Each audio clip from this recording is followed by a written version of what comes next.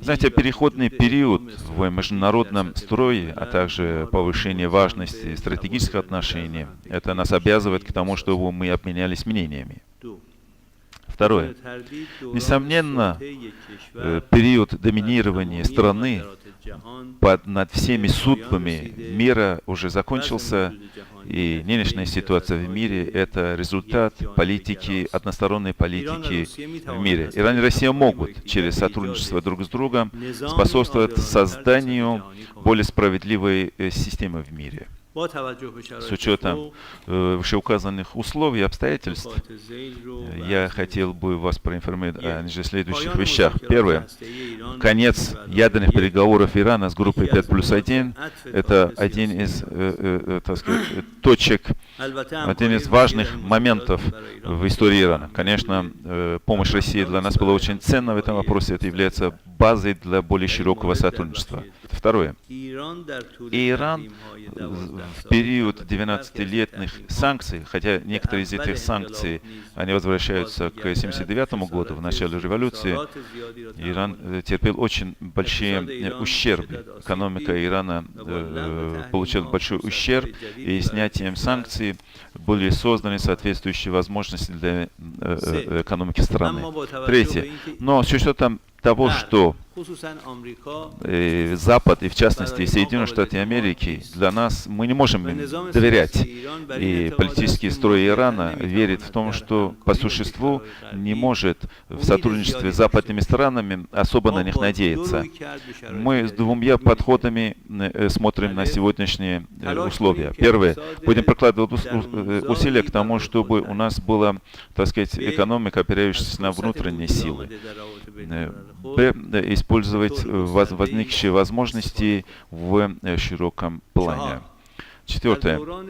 В новых условиях 4 главные оси существуют в нашей внешней политике. Это пересмотр наших отношений с Западом в экономике, использование финансов для того, чтобы использовать инфраструктурные проекты или создание рынка работы в постсанкционном периоде.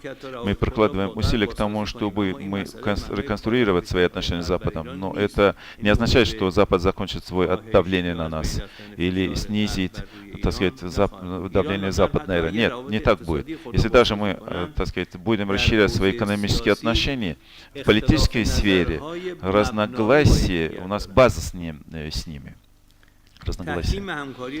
Укрепление стратегических отношений с державами Западной Азии в качестве примера с Россией, для того, чтобы сделать мир более справедливым.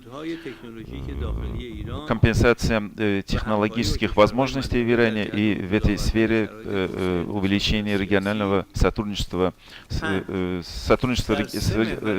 региональными державами. Мы, так сказать, в этих сферах можем иметь очень глубокое и расширенное сотрудничество с Россией. Шестое. Заинтересованность наша для работы с Россией существует. Россия занимает очень важное место, что до СППД или после СППД занимала Россия очень важное место. 7. Мы надо, так сказать, уйти от торгово-экономических, только концентрироваться только на торгово-экономических отношениях и перейти к инвестициям. В сфере энергетики Иран и Россия не должны испытывать чувство конкуренции. Они должны сотрудничать вместе. И наше предложение заключается в том, что страны, так Иран, Россия, Венесуэла и Ирак по производству энергетического рынка должны провести больше консультаций. Девятое.